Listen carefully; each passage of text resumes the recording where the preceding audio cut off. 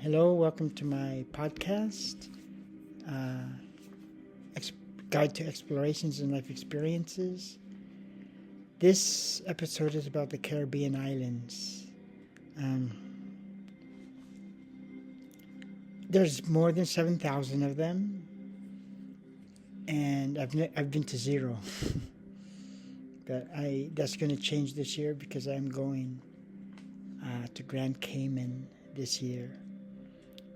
So I'm studying about it. It's kind of in between like Belize, Mexico, Venezuela, the Caribbean islands and the Caribbean Sea, Venezuela, Colombia, that area. And Grand Cayman is kind of right in the center there, kind of between Cuba and Guatemala.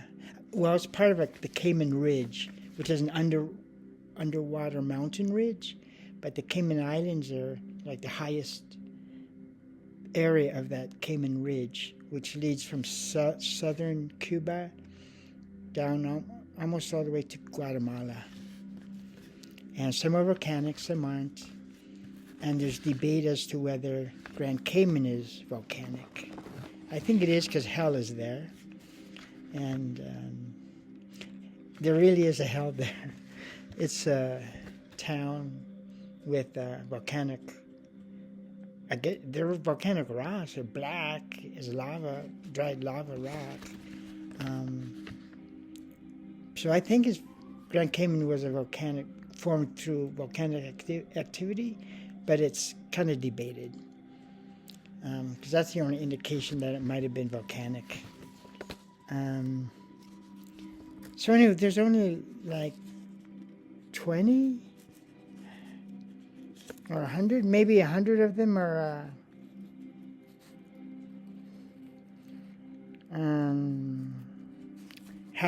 inhabited, and the rest are just, I guess, too small to be inhabited. Most of them are probably just atolls, ATOLLS, atolls, and reefs, maybe reefs that come to the surface of the ocean.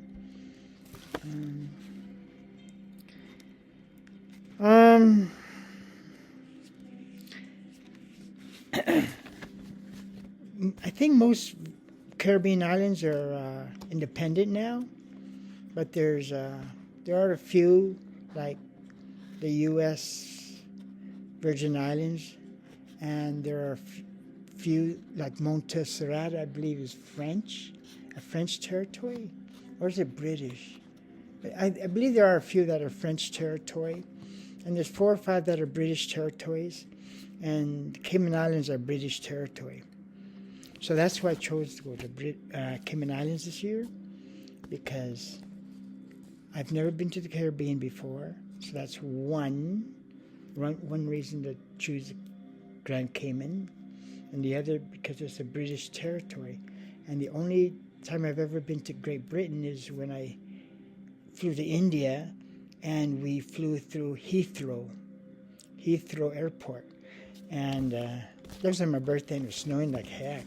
All I could see was huge snowflakes falling outside the plane's window. So we went into the Heathrow Airport for a few hours and back on another plane, then flew to Frankfurt, Germany, and then to Jeddah, Saudi Arabia, and then to India. Delhi, we flew to Delhi. Anyway, so that's the only Great Britain I've seen is the British snow falling at the airport. So this way I'm killing 2 birds in one stone. The Caribbean islands and Great Britain. At least a British territory anyway. I can circle the flag. Because I have an atlas, World Atlas. And in the back of it, it's got the flags of all the countries. And I circle the countries that I've been to, their flags. And I'll be able to circle the flag of Great Britain. And now the Caribbean islands each have their own flag, but I'm not sure if they're represented in the World Atlas if they're territories, you know what I mean? If it's an independent country, like say Cuba or Jamaica. Jamaica is independent, I believe. It's just part of the British Commonwealth, but it's still independent. So it's probably got a flag in the back of the World Atlas, as does Cuba and the other independent Caribbean islands. But if they're a British territory or French territory, I don't know if they have their own flag represented in the back of the World Atlas, although they do have their own flags. Anyway, so I can circle at least one new flag in the back of the Atlas. I got like 20 circled now. I've been to about 20 countries, and I have all the flags circled in the back of the World Atlas. And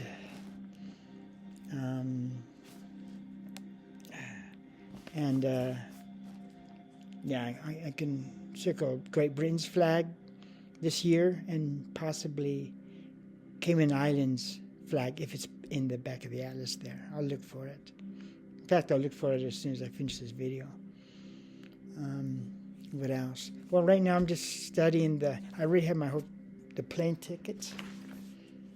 I got my plane ticket bought here. It's with United Airlines, and it's how much did it cost? $540. It's just economy. I'm traveling by myself. I'm just going to have a backpack with me anyway, so I don't need a higher status. Usually I get like economy plus because we have carry-on bags, but I'm just going to bring my backpack. It's only for 3 days. I'll just be there for 3 days. What do I need, you know? I just bring my backpack. So I just need basic economy for this flight. So it's $540, United Airlines. Yeah. And I'm leaving, and it was one of the cheaper prices for the month of April. I'm leaving the end of April, and this is one of the cheapest prices. So I chose that. That's why I chose the day I chose and the price I paid. Because I'm leaving the end of the high tourist season. The high tourist season, it's usually said that it ends in the middle of April. And I'm leaving the last week of April, so I'm leaving after the end of the high tourist season. So maybe my flight's a little cheaper than usual, maybe. And the hotel, Best Western. See, I belong to 2 hotel group loyalty programs. One is Marriott Bonvoy, and the other is IHG in hotel group. And they include Vocal. They include, well, what I'm using is Holiday Inn. Did I say Best Western before? No, not Best Western. Holiday Inn. They have the Holiday Inn hotels. So I'm using Holiday Inn Express in West Bay, Grand Cayman Island. That's where my hotel will be. And it is, I had to pay a $365 deposit. The complete price for 3 nights is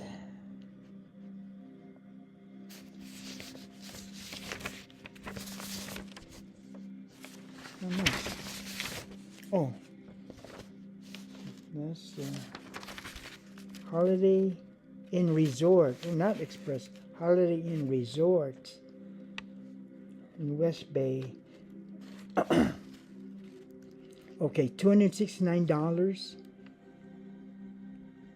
for 1 night, $261 for the first night, and the second 2 nights I'm paying $252 for the other 2 nights. So it's less than $1,000, which I think is pretty good for what do you call it? The Caribbean Islands, right? The Grand Cayman and British. We're going to be driving on the left side of the road. Right now I'm not going to be driving, although I might rent an electric scooter. I'm researching the electric scooters, rentals, and the bus system there on Grand Cayman. It's kind of it's, from what I'm seeing, it's kind of a hard to navigate bus system. And they're not real buses, they're like vans, passenger vans. And you can just flag them down on the side of the road and they'll stop for you. But they do have some bus stops, but I guess they have about around 200 bus stops throughout Grand Cayman Island. But they're not 100% reliable. I guess sometimes you're waiting for buses for longer than 15 or 20 minutes that you're supposed to wait. And sometimes they're not even running. But I'm researching renting bicycles and renting electric scooters. But I'm only going to 3 places. The Turtle Conservation Center, Georgetown itself, and Camana Bay area there, and Queen Elizabeth II Botanical Park, which has the Blue Iguana Conservation Center. And that's a very rare species of iguana. They're indigenous to Grand Cayman, and probably, I think they're the only place in the world that you can see them wild. And you can see them wild walking throughout the botanical gardens there, but they also have the conservation center where you can go see them. And some hotels that have them, they're all over actually, but few and far between. So if you want to be sure you see them, go to the botanical park and where the Blue Iguana Conservation Center is. But that's all I'm going to do. So it should be easy for me to, if not use the buses, I can rent a bicycle or an electric scooter. So, okay, that's it for now. This video is already at 11 minutes. So I'm going to go and sign out now because I don't like my videos to get too long, because I don't want them to get interrupted. YouTube might interrupt my video with a commercial. I hope not. But I'm not monotonized, so they might not. Anyway, I'm going to sign out now, and I'll do more videos and photos and descriptions on my website page called The Caribbean and Cayman Islands. I think that's what I'll entitle this page, or maybe just the Caribbean I'll entitle this page. Okay, ciao for now.